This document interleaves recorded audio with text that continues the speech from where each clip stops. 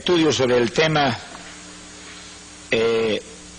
decisivo para este último tiempo del anticristo. Gloria al nombre de Jesús. Vamos a abrir la Biblia, profeta Daniel, capítulo 7, versículo 2.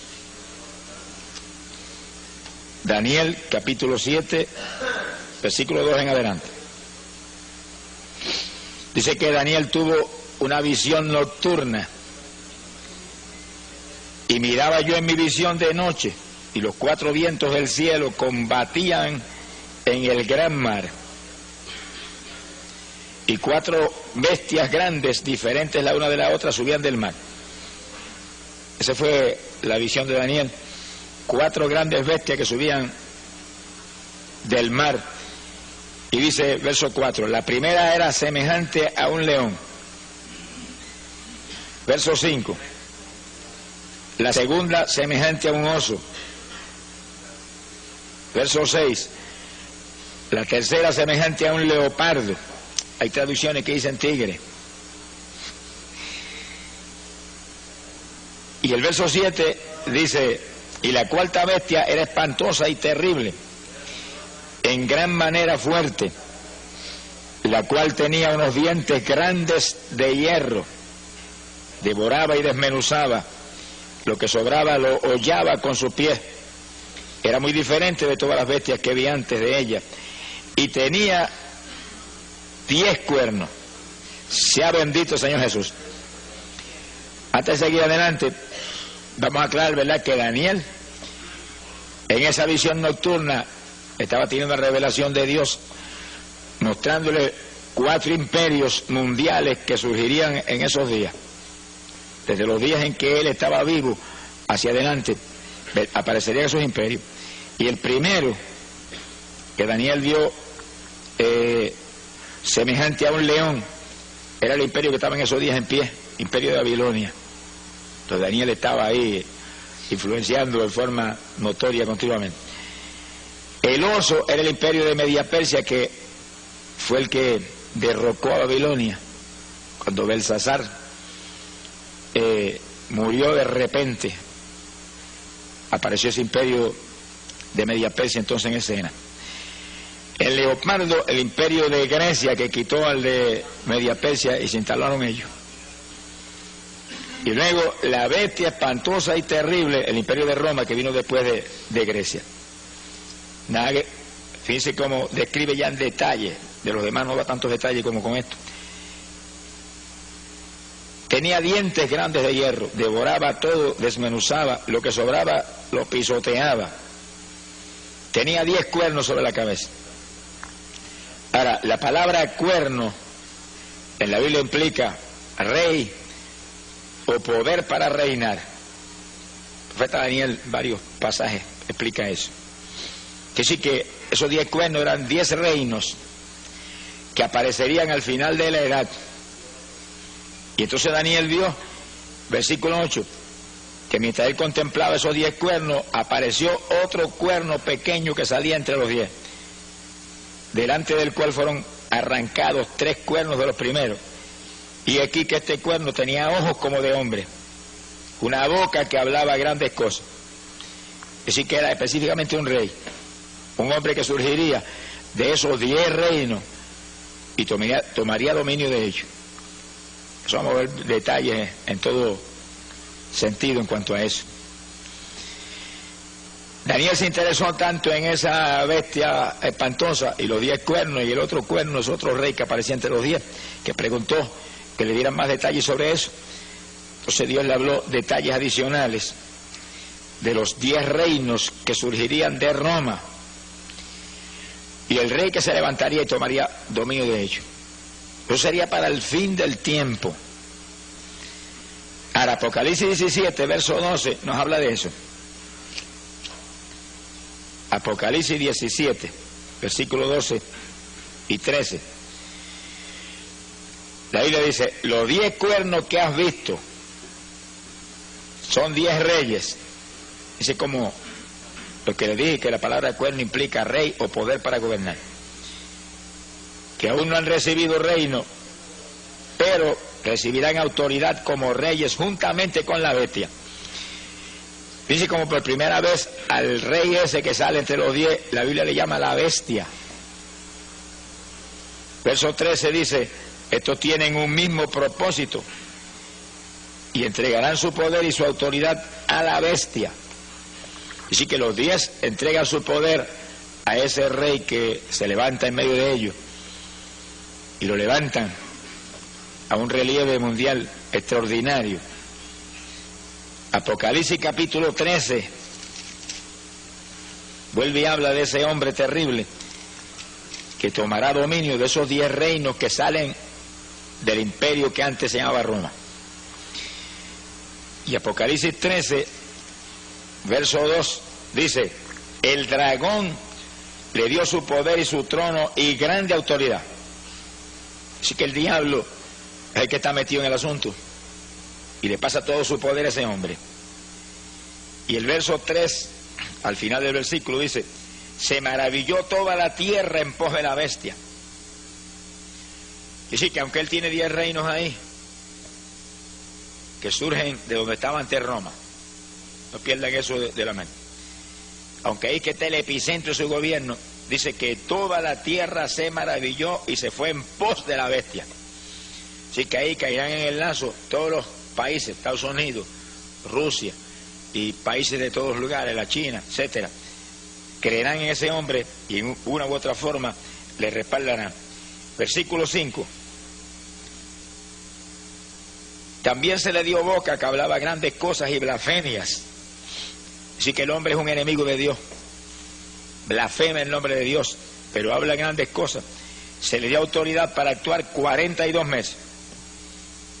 Y esos son 3 años y medio exactos, conforme al calendario profético de Dios. Por 3 años y medio tendrá autoridad para actuar en la forma violenta en que él va a actuar durante su reinado. Y el verso 7 dice algo inquietante. Se le permitió hacer guerra contra los santos y vencerlos. Y sus 42 meses son la gran tribulación en toda su plenitud. Que sí, que hay de los que se queden, alabado sea Dios.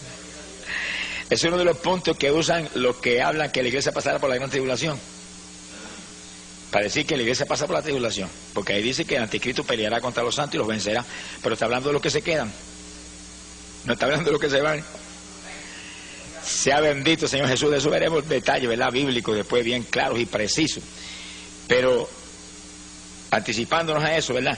Hay de los que se queden porque hará guerra contra ellos y les será dado vencerlos. ¿En qué forma los vencerá? Apocalipsis 6, versículo 9. El apóstol San Juan lo vio en visión. Dice, vi bajo el altar las almas de los que habían sido muertos por causa de la palabra de Dios y por el testimonio que tenían. Es un pasaje de la gran tribulación en todo su apogeo. Clamaban a gran voz y decían, ¿hasta cuándo, Señor santo y verdadero, nos juzgas y vengas nuestra sangre en los habitantes de la tierra?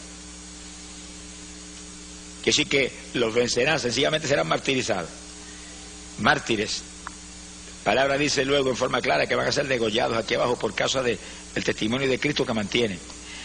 Pero el que no mantenga el testimonio, ese será sellado con el número de la bestia, que dice la Biblia, ahí mismo en Apocalipsis 13, verso 18, que su número es el 666. Sea bendito el nombre de Jesucristo.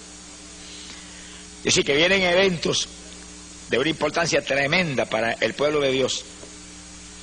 Terrible. Y cuando vemos que ahora mismo todas las señales del retorno de Cristo se cumplen, esta es la época de nosotros pelear con todo para estar asegurados de volar cuando suene la trompeta. Cuando suene la trompeta, y probaremos con la Biblia eso bien claro y bien detallado en breve, cuando suene la trompeta, los creyentes firmes volarán. Ni veremos al anticristo, ni veremos gran tribulación, ni veremos nada de eso. Pero no lo crea hasta que no se lo probemos con la Biblia. Alabe lo que él vive. Bendito el Señor Jesucristo. Ahora, Daniel capítulo 8, verso 24, vuelve y habla de este hombre que le llama la bestia. El libro de Apocalipsis. Daniel capítulo 8, versículo 24, 23 en adelante. Dice: y al fin del reinado de estos, cuando los transgresores lleguen al colmo, dice, cuando estuviéramos en plena apostasía, maldad extrema en la tierra, se levantará un rey altivo de rostro y entendido en enigmas. Ese es el hombre que Juan le llama el anticristo, Apocalipsis le llama la bestia. Su poder se fortalecerá, mas no con fuerza propia. Ya vimos en Apocalipsis 13 que el diablo le da todo su poder. No es con la fuerza de él, es con la fuerza de Satanás. Dice como el diablo imita a Dios en todo. Nosotros no nos movemos con fuerza nuestra tampoco. Nos movemos con la fuerza del Espíritu Santo que está en nosotros, que Jesús nos ha dado. Y el anticristo tampoco se moverá con su fuerza, se moverá con la fuerza del diablo. Que sí que es el diablo imitando lo que Dios hizo con Jesús, que le pasó todo el poder a Jesús. Ahora él viene y le pasa todo el poder a ese hombre. Bendito sea el Señor Jesús. Vamos a ver más de eso ya mismo. Su poder se fortalecerá, mas no con fuerza propia. El diablo le pasará su trono y todo su poder. Causará grandes ruinas, prosperará, destruirá a los fuertes y al pueblo de los santos. Ahí vuelve lo mismo otra vez. Desde Daniel está profetizado que hará guerra contra los creyentes que están aquí abajo en ese tiempo y los destruirá. Ahora está hablando físicamente y espiritualmente. Los que le acepten los destruye espiritualmente. Los que lo rechacen y mantengan el testimonio de Cristo los destruye físicamente. La persecución más terrible que jamás habrá visto contra el cristianismo vendrá ahora. Será una repetición de la Inquisición romana, pero en forma abierta y pública y trágica para los que se queden. Por eso que hay que dar una voz de alerta al pueblo y mostrarle cómo es que tenemos que estar preparados para irnos, para que escapemos de esto, más el galardón tremendo que recibirá los que se vaya con el Señor. No es lo mismo lo que se salvan en la tribulación que lo que se salvan cuando suene la trompeta y volemos, que somos la novia de Jesucristo y estaremos en boda allá arriba mientras la tribulación está en su apogeo y matando cristianos aquí abajo por miles. Quiere decir que aparte de escapar de la tribulación, seremos el pueblo que donde quiera Cristo vaya, nosotros iremos detrás de él. Primera de Tesalonicenses 4:16 lo dice bien claro. Que sí, que irse en el rapto es el privilegio más grande que jamás Dios le haya concedido a humano alguno. Por eso que la Biblia dice que la gloria postrera de esta casa será mayor que la primera. Nunca, ni los días apostólicos, ni en ninguna época ha vivido el pueblo algo tan grande que jamás moriremos. Oiga eso. Jamás van a pasear este cuerpo que tenemos ahora en un ataúd por ahí hasta el cementerio. Jamás. Jamás la muerte va a tener el privilegio de meternos el aguijón y hacer que esto deje de respirar. Se ha glorificado el nombre de Dios. Y el privilegio de en un segundo recibir un cuerpo igualito al que tiene Jesucristo. Bueno, es grande lo que Dios nos ofrece. Si perdemos esa bendición, somos los más necios de los seres humanos. Sonríese, que el Señor le ama. Pero la Biblia dice que es lo que hay que hacer. Si no lo hacemos, es cuestión nuestra. Dios siempre dice lo que hay que hacer. Luego usted tiene un libre albedrío y yo también. Si queremos hacer otra cosa, pues allá nosotros. Pero si hacemos lo que Él dijo, escaparemos y no veremos nada de esto que estamos hablando ahora. Sea bendito el Señor Jesucristo. 42 meses, son 3 años y medio, ahí es la gran tribulación. Cuando todo el poder de ese hombre satánico se va a desencadenar sobre la tierra. Y viene tercera guerra mundial en esos días. Y viene terremoto mundial en esos días. Y plagas y hambre y granizo como jamás se ha visto. Por eso fue que Cristo dijo que si no acortare esos días, ninguna carne sería salva. Esos días pondrán en peligro la vida de toda la población del mundo. Lluvia radioactiva que caerá. Ahora, el Señor va a intervenir a tiempo para que haya sobrevivientes. y sus sobrevivientes añadirán al reinado de Cristo que se establecerá. Pero con cuerpo como este, olvídense, aquí lo grande es la novia de Jesucristo. Lo grande es la novia del Cordero, aquellos en cuyos corazones está establecido ahora mismo el reino de Dios. Bueno, lo de nosotros tan grande, mire, que es realmente extraordinario, ¿verdad? Increíble, cuando Jesús, hablando de Juan el Bautista, dijo que no había nacido profeta de vientre de mujer más grande que Juan.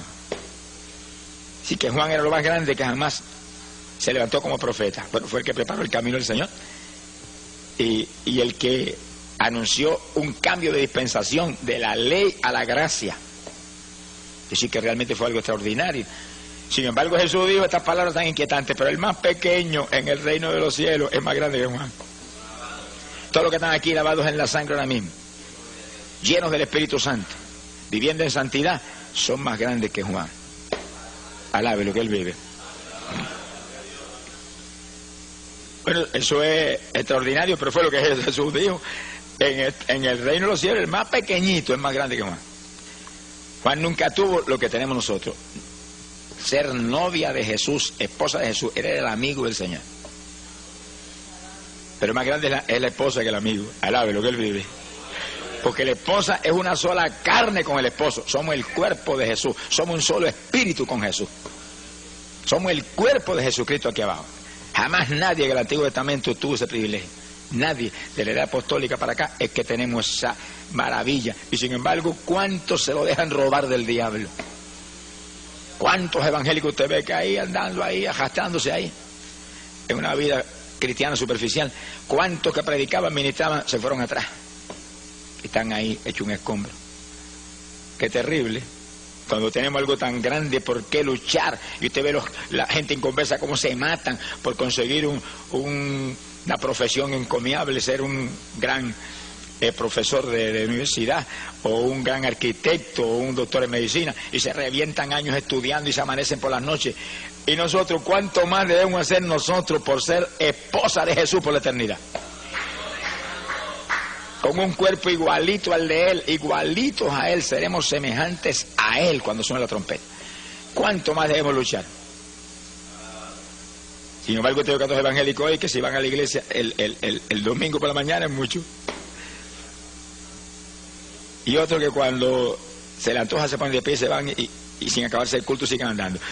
Ninguno de esos indisciplinados entrará, hermano. Sea bendito el Señor Jesucristo. Esto es un ejército. Y esto es un ejército en el cual tiene que haber disciplina mayor que ningún ejército de la tierra, porque este es el ejército de Jesucristo. Este es el ejército que va a acabar con la Tercera Guerra Mundial y va a establecer un reino de paz aquí abajo. Imagínense qué disciplina tiene que haber. Los disciplinados volaremos. Alabe lo que Él le ama. Hay poder en Jesucristo. Ahora, cuando el anticristo tome esos 10 reinos, fíjense que esos 10 reinos salen del territorio donde estaba Roma, donde vio la bestia esa espantosa Daniel. De ahí sale esos 10 reinos, ahí se establecerán y ahí los tomará el anticristo. Y surgirá el 7º imperio mundial. Vamos a explicar eso bien claro. Daniel vio 4 imperios mundiales: Babilonia, Media Persia, Grecia y Roma. 4. Pero antes de esos 4 había habido 2: Egipto y Asiria. Egipto, donde estuvo José y el que después esclavizó a los hijos de Israel, y Asiria, el que se llevó cautivo a los hijos de Israel por su desobediencia, y Dios permitió que se los llevaran en cautiverio. Que sí que hasta Roma ha habido 6 imperios mundiales. Tiene que levantarse un 7º, porque en el 7 que Dios termina sus obras. El 7 es el número de plenitud. El 7 es el número donde Dios termina sus obras. Y ese 7º imperio mundial está a punto de establecerse. Y si estamos bien en los últimos días, y si Cristo está a punto de levantar su iglesia, eso tiene que estar prácticamente hecho ahora. Si no, ¿cuándo es que va a levantar el Señor su iglesia? Por eso es que no hablamos con teoría, tenemos que hablar con pruebas bíblicas ahí, claras, precisas. ¿Qué territorio ahora mismo es el que ocupó Roma en aquellos días de los Césares? y de su imperio terrible. Lo que hoy en día llamamos la Europa occidental es el territorio geográficamente hablando que ocupó Roma. Que sí que en la Europa occidental tiene que haber sucedido algo grandísimo, tremendo, increíble, que ha preparado el escenario para que el anticristo aparezca y tome los 10 reinos de que habla Daniel ahí y establezca ese séptimo imperio mundial. Mundial, porque todo el mundo seguirá en pos de él. Directa o indirectamente todo el mundo apoyará al hombre, todas las naciones, y habrá unidad y habrá prosperidad, y con engaño prosperará todo. Y todo el mundo tendrá los ojos puestos en ese hombre. Las Naciones Unidas lo han dicho, que están esperando un hombre, que ningún comité lo puede hacer, han probado comités de todo tipo. Un hombre que tenga tal sabiduría, tal poder persuasivo, que pueda convencer a las naciones y traer paz, impedir la Tercera Guerra Mundial, levantar la economía del mundo. El hombre está ahí esperando el momento para él tomar los 10 reinos y aparecer en escena. Que sí que en la Europa occidental tiene que estar preparado el escenario para eso, porque ese es el territorio que ocupaba Roma, y ahí que dice Daniel que aparecerá 10 cuernos sobre la bestia romana. Entonces, al ver lo que ha pasado en la Europa occidental, nos quedamos atónitos. Porque cuando terminó la Segunda Guerra Mundial, década del 40, las naciones de Europa quedaron todas arruinadas económicamente. Francia, Inglaterra, eso estaban arruinados después de esa guerra. Entonces, en el 1957, se unieron 6 de esos países de la Europa occidental, 6. Y en un tratado que se llamó el Tratado de Roma, quedaron unidas las economías de los 6 países tratando de levantarse y superar la tragedia en que habían estado viviendo económicamente hablando. Y ahí se unieron Francia, Italia, Alemania Occidental, Holanda, Bélgica y Luxemburgo. 1957, y le llamaron el Tratado de Roma a esa unidad. Fíjese que lo que Daniel dice, que ese imperio surge de Roma. Pues le pusieron el nombre por si acaso alguna duda. Bendito el nombre de Jesús. Ahora, en 1971, nunca olvido que yo predicaba campaña en Chicago. Y una noche prediqué sobre este tema, y al otro día apareció en los periódicos en letras grandes: Inglaterra se une al mercado común europeo, 7º país que se une. Luego, después de Inglaterra, se unieron Dinamarca e Irlanda, 9 países. Y años más tarde se unió Grecia, los 10 países. Pero cuando yo llegué ahora a Europa a predicar, se acaban de unir España y Portugal. Aquí sí que hay 12. Eso te muestra a ti que 2 tendrán que salir. Porque el anticristo va a tomar 10 reinos, no son 12. La Biblia no puede fallar ni por un ápice, porque es matemáticamente precisa. 2 saldrán. Y realmente fue extraordinario ver hace apenas unos días o unas semanas, que salió una proclama de las naciones del mercado común europeo, que es como le llaman a esa unidad, que estaban muy decididos a sacar 2 naciones fuera, porque la economía del mercado no estaba a lo alta que ellos creen que debe estar. Pero ahora mismo, en esos que están unidos, hay más de 330 millones de personas unidos, como si fueran prácticamente un solo pueblo. Pronto, dicen ellos, que van a quitar las fronteras, y entonces una persona pasará de un país a otro sin enseñar ni papeles, nada, porque no va a haber frontera. Serán un solo imperio, un solo reino, y pondrán un sistema monetario común. Entonces eso está ahí ya determinado. Quiere decir que ese es el imperio del anticristo, donde está Francia, Inglaterra, Alemania, todos esos países ahí, sin saber lo que les viene para encima. Y en manos de quién van a caer. Y un país como España, que le da la espalda al Evangelio, y que ahora mismo hay como 40 millones de personas, y no sé cuál sería el número preciso, ¿verdad? Pero no hay probablemente ni 100.000 creyentes en 40 millones de personas. Que sí que es una cosa increíble. No han creído en la verdad, Jesucristo. Les será dado creer en la mentira. Eso es lo que dice la Biblia. Cuando venga el anticristo, lo agarrarán como el Mesías que viene del diablo. Sea bendito el nombre de Jesús. Que sí que el ambiente está preparado, solamente que el hombre venga y agarre los 10 reinos y establezca ese gobierno, y entonces sus actuaciones, su sabiduría, su sagacidad, todos sus movimientos convencerán a las naciones que ese es el hombre que hay que ayudar y apoyar y seguir para que haya paz y se acabe la inflación y se acaben todas las tragedias que enfrentan las naciones hoy en día. Bendito el nombre de Jesucristo. Ahora, viendo nosotros un cumplimiento profético tan terrible como es ante nuestros ojos, ¿cuál tiene que ser la reacción nuestra? Bueno, lo que dijo el profeta Jeremías, que son palabras que quedaron escritas ahí y están en pie hoy para la iglesia del Señor como nunca antes. Jeremías capítulo 6, verso 16. Dijo, paraos en los caminos y mirad. Hay muchos caminos aquí abajo, muchas rutas, muchos senderos. Hay que pararse y mirar para todos lados, este, aquel, el otro. Y preguntar por la senda antigua. ¿Cuál es el buen camino? Y seguirlo, y hallaréis reposo para vuestras almas. Que sí, que es la época de decidirse. Toda la humanidad tiene que pararse, detenerse un momentito de todas sus inquietudes, sus preocupaciones terrenales y materiales, y preguntar cuál es la senda antigua, cuál es el buen camino, cuál es el único camino. Y cuando le digan el único camino es Cristo Jesús, sígalo, alabado sea Dios. Pero aquí no es que yo lo recomiende ni que yo crea que ese es, no, es que él mismo lo dijo, Juan 14:6, yo soy el camino. Un camino. Esas palabras quedaron metidas en el corazón de los cristianos apostólicos, hasta el punto que le llamaban los del camino. Es la única ruta, esa es la senda antigua, pero no como lo quiere uno tomar, no, como lo tomó la iglesia apostólica.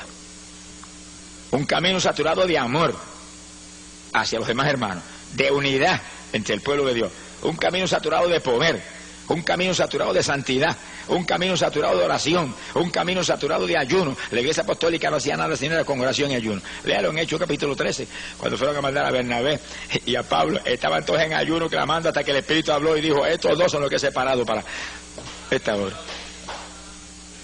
Esa es la senda antigua, hay que volver a esa senda. Cuando el Pentecostés empezó en Puerto Rico, empezó en esa senda. Y los primeros pentecostales aquí tenían una fe sobrenatural, dependían de Dios para todo. Se enfermaba la vaca, oraban a la vaca y se sanaba la vaca. Se ha glorificado el nombre de Dios. Vigilaban continuamente, oraban y ayunaban, había santidad a toda profundidad. Era todo el mundo lleno del Espíritu Santo. Hoy en día eso ha descendido, no se sabe cuántos metros espirituales. Y diga ese pentecostal que usted va y no sabe si es pentecostal o qué es. Porque de mirar por fuera, ya uno sabe que algo raro ha pasado, algo rarísimo ha pasado. Alabado sea Dios. Pero el llamado es, vuelve a las primeras obras, vuelve al primer amor. No te apartes del primer amor, porque si te apartas del primer amor, dice la Biblia, estás caído. Hay que arrepentirse y volver a las primeras obras. Jesús no ha cambiado. Si Él no ha cambiado, la iglesia no puede haber cambiado tampoco. Si Él no ha cambiado, el Espíritu Santo no ha cambiado, que es su emisario grande aquí abajo. Nada ha cambiado, lo que ha cambiado son la gente. Las denominaciones, las religiones, son las que han cambiado, se han modernizado, han dañado el Evangelio. Alabado sea Dios. Pero nosotros, hermanos, hagámonos más primitivos cada día, aunque nos digan ridículos, aunque nos digan fanáticos, aunque les digan lo que les dé la gana. Pero ese pueblo fanático, ridículo, lleno del poder de Dios, es el pueblo que se va con el Señor cuando suena la trompeta. Alabado sea Dios. Esa es la novia de Jesús. No me diga a mí que cristianos mundanos se van cuando el Señor dice en su palabra que no podemos establecer yugos desiguales. Y Él va a establecer yugos desiguales. Él que es espiritual y santo, con creyentes mundanos saturados de cuanta basura hay aquí abajo. Ni en sueño. No son parte del cuerpo. Bendito sea Dios. Tenemos que ser como Él. La Biblia lo dice, los discípulos serían semejantes a Él. Él lo dijo, ser santo porque yo soy santo. Y luego dijo algo más, que es una inquietud terrible, ser perfecto como mi Padre Celestial es perfecto. ¿Será posible eso? Bueno, si Él lo dijo, tiene que ser posible, porque no me diga que Jesús nos va a imponer una carga que sea imposible. Es posible. Lo que pasa es que hay que vivir como vivió Él. Hay que vivir como vivió Él, en comunión con el Padre, dispuesto a hacer la voluntad de Dios, me guste o no me guste. Y una vida de profunda oración. Hay poder en Jesucristo. Esta es la época decisiva, cuando tenemos que decidirnos, porque son dos los que vienen. Alabe lo que Él vive. Uno de arriba del cielo y otro de abajo de las tinieblas. Daniel dice, Apocalipsis 13, que vio una bestia que salía del mar, de abajo de lo profundo. Viene ese diablo terrible que entrará en este hombre, en el anticristo, y lo volverá a la bestia. Quiere decir que todo el poder de Satanás se mete en ese hombre. Son dos que vienen. Ahora, ¿cuál de los dos llega primero?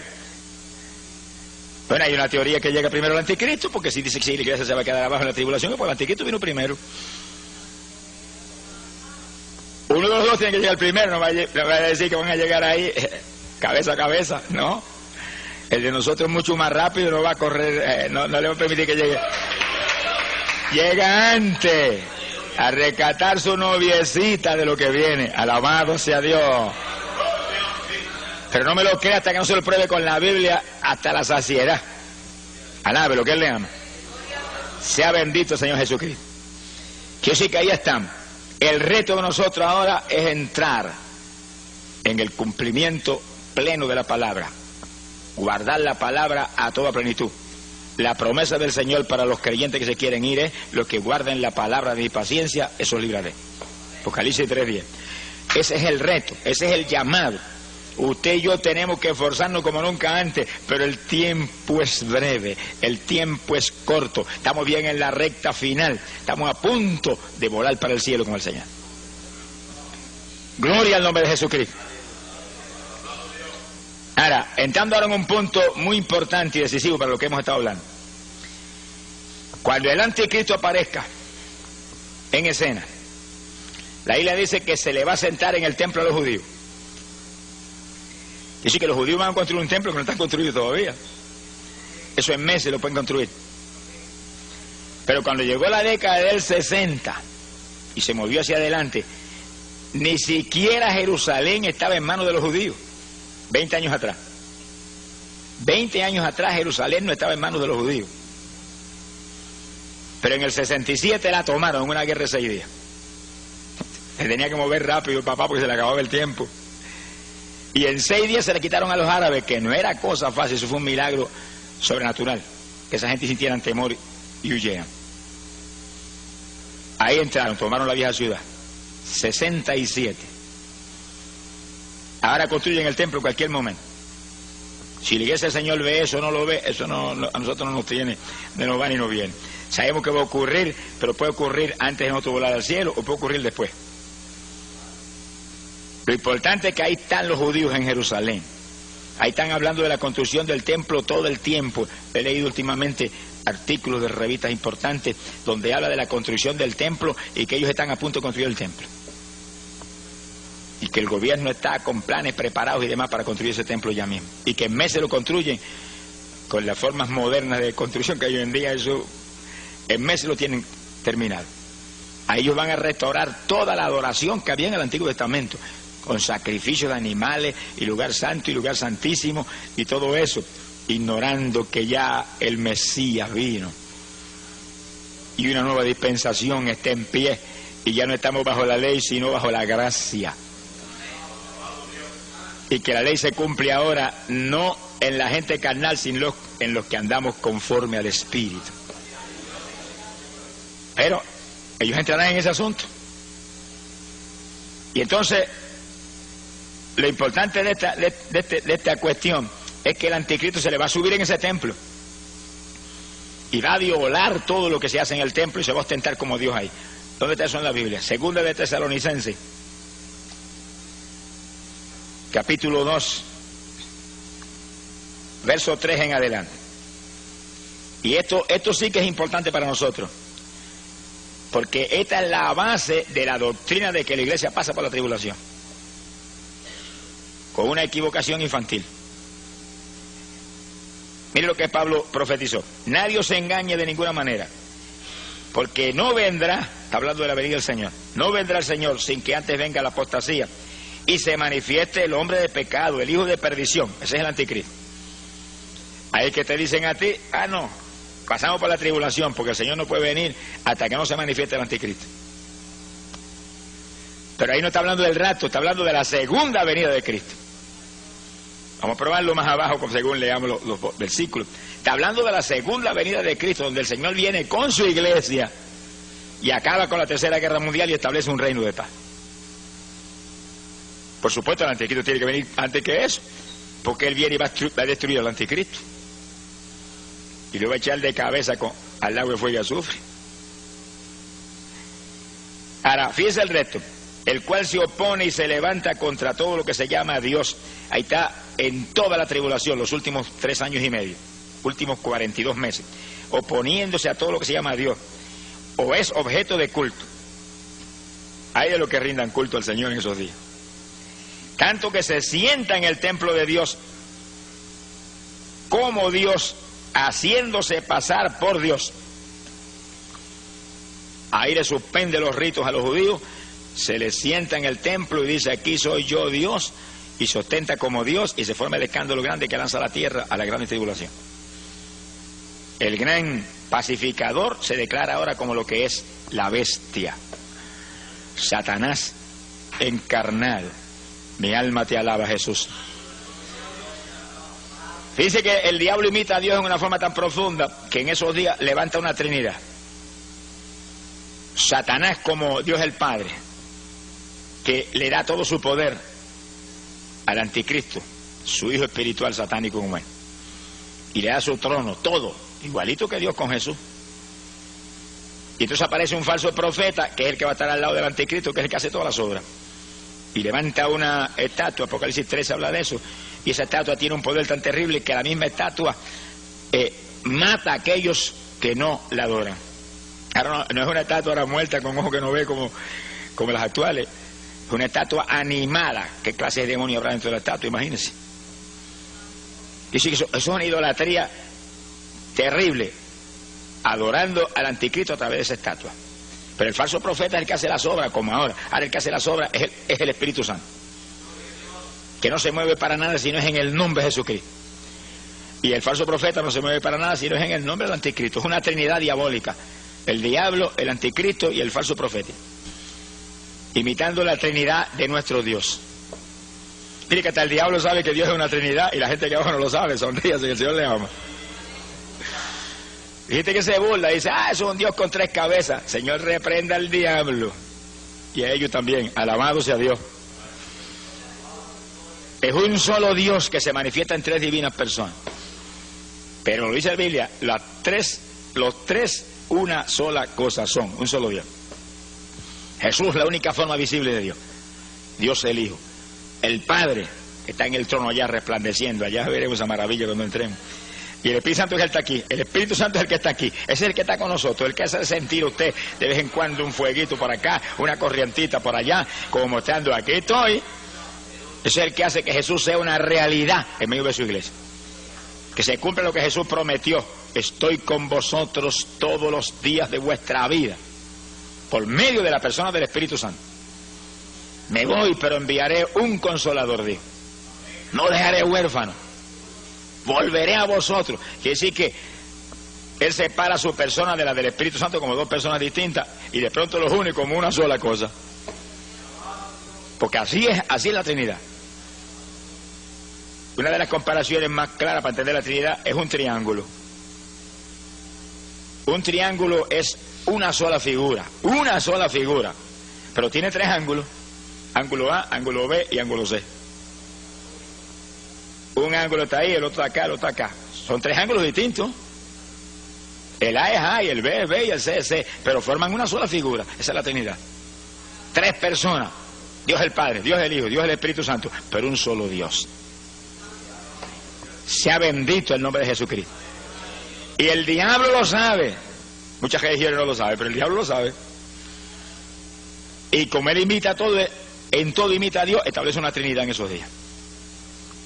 Y él se pone ahí como el Dios el Padre, y el anticristo como Dios el Hijo, y el falso profeta como Dios el Espíritu Santo. Sea bendito Señor Jesucristo. Se le sentará arriba en el trono, en el templo a los judíos. Suspenderá los sacrificios y todos los ritos del Antiguo Testamento que se estarán practicando ahí. Acabará con todo eso. Ahora, ¿cómo el anticristo tiene, diría usted, tanta familiaridad con los judíos? ¿De dónde viene eso? Bueno, está profetizado desde Isaías 28, verso 15. Isaías 28, 15. Fíjense cómo los judíos caen en un lazo que uno de los profetas más grandes que ellos jamás tuvieron se lo profetizó y se lo advirtió. Sin embargo, caen en el lazo. Mire cómo es el poder persuasivo de Satanás y de ese anticristo, esa bestia. Isaías 28, verso 15. Por cuanto habéis dicho, pacto hemos hecho con la muerte e hicimos convenio con el infierno. Cuando pase el turbión del azote no llegará a nosotros.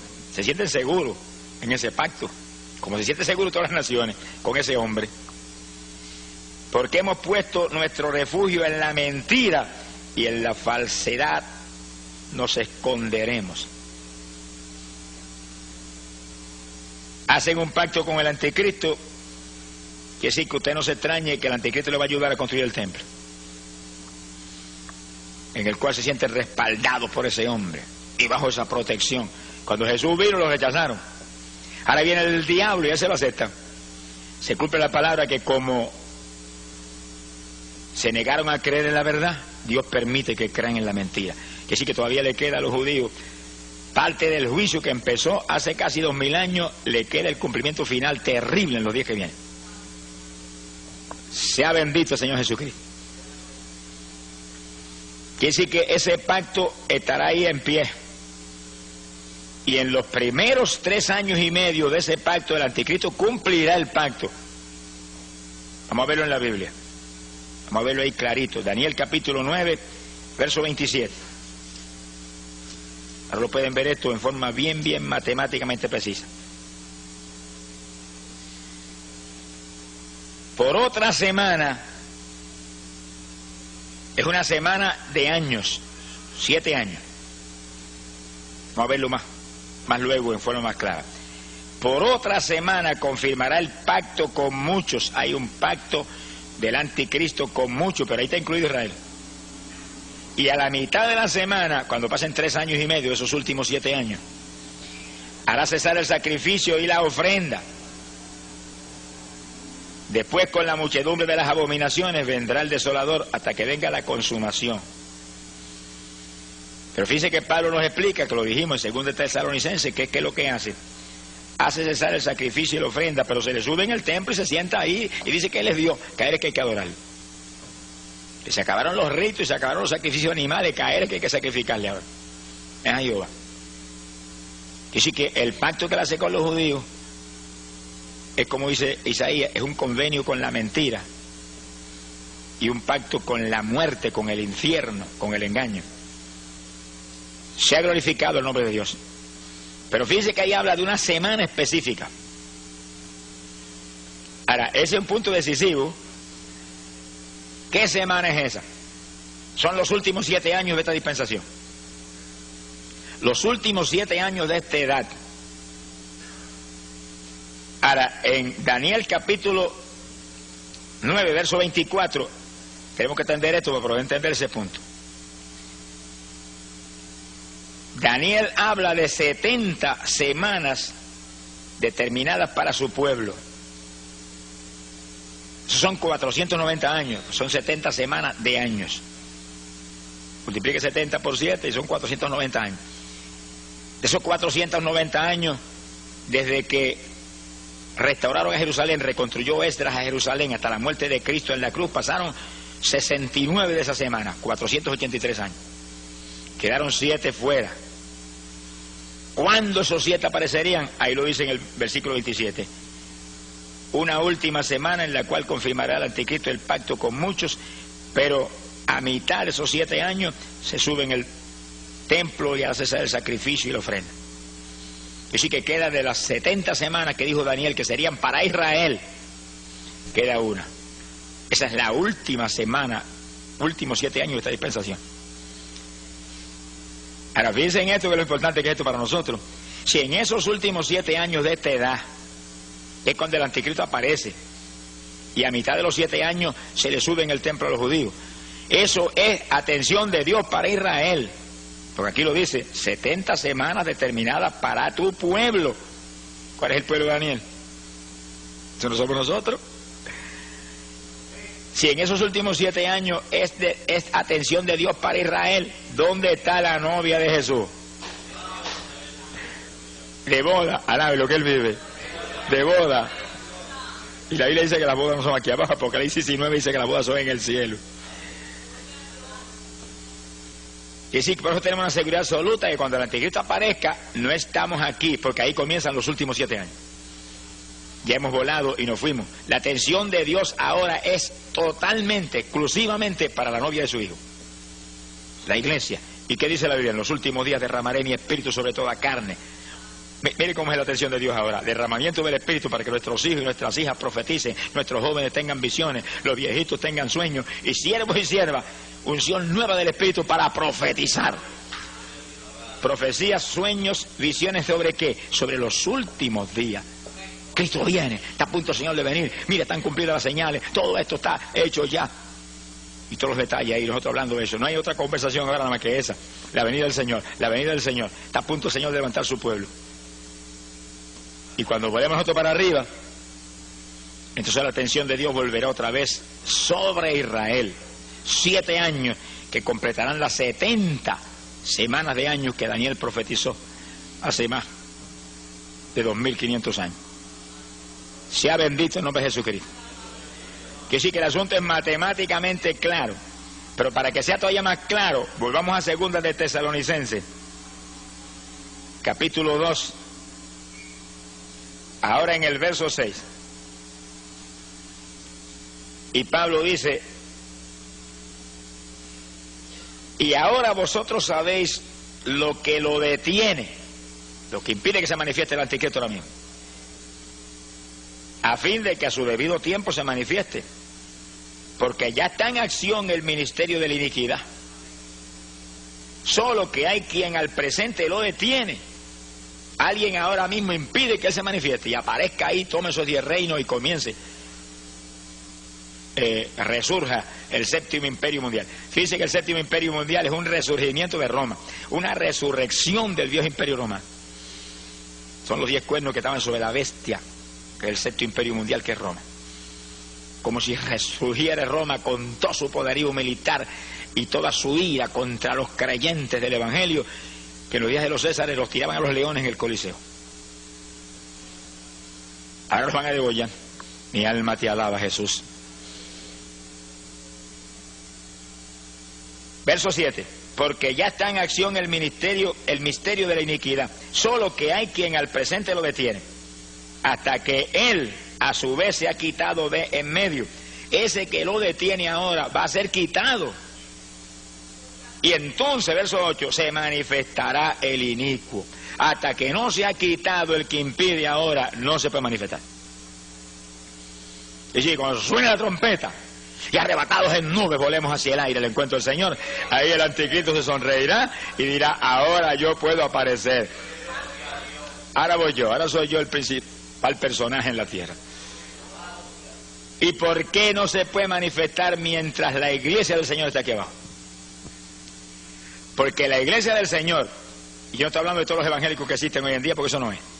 Estoy hablando del cuerpo de Jesucristo, hombres y mujeres que forman el cuerpo de Jesús, porque son hombres y mujeres santos, limpios, llenos del Espíritu Santo, llenos de la fe del Señor, que se mueven ahí, andando no por vista, sino por fe, creyendo la verdad total de la palabra y viviéndola, y dando testimonio a la humanidad, y que su vida ya no es yo, sino Él. Y que el único incentivo de estar aquí abajo, porque somos de arriba, es llevar luz a los perdidos. Esa es la iglesia del Señor.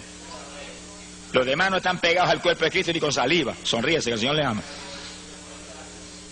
Están convencidos, pero aquí no es cuestión de convencerse, aquí es cuestión de convertirse, desde la mollera de la cabeza hasta la planta de los pies, desde las uñitas hasta el pelo, por dentro y por fuera, nada de lo que Él le ama. ¡Ay, Sahaya, Sojaba! Si el anticristo se manifiesta ahora, mientras la iglesia del Señor está aquí, la iglesia del Señor tiene promesas de Jesús, os he dado poder contra todo poder del enemigo. pisarán serpientes y escorpiones, no os dañarán. En mi nombre echarán fuera demonios. Y dijo, y los discípulos serán semejantes a mí, harán mis obras y aún mayores. Se aparece el anticristo, ahora le caemos como el que apaga fuego encima. Lo único que va a poder hacer es taparse, cubrirse, porque los golpes lo van a abrumar. Quiere decir que no puede aparecer. El diablo no lo va a manifestar. Ahora el diablo sabe que si lo manifiesta ahora sería un fracaso para él, no va a hacer eso. Está esperando que lo que impide sea quitado del medio. Y cuando seamos quitados del medio, para arriba. ¿Quitados en qué dirección? Para arriba. ¿Quitados en qué forma? Arrebatados en nubes hacia el aire, al encuentro de Dios.